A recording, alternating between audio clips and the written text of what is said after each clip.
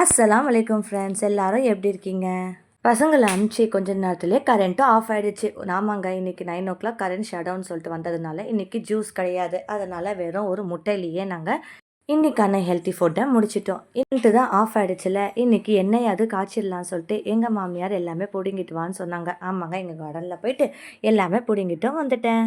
எப்போவுமே இந்த மெத்தடில் தான் வீட்லேயே எண்ணெய் காய்ச்சி பசங்களுக்காக ரெடி பண்ணி வச்சுருவோம். இந்த மாதிரி எண்ணெய் காய்ச்சும் போது செக்கெண்ணெய் தான் யூஸ் பண்ணுவோம். இப்போ நாங்கள் லேட்டஸ்ட்டாக வயநாடு போயிட்டு வந்தோம். அங்கேயே நாங்கள் நிறைய எண்ணெய் வாங்கிட்டு வந்தோம். அந்த எண்ணெயே இது வரைக்குமே எங்களுக்கு யூஸ் ஆகிட்டு இருக்கு.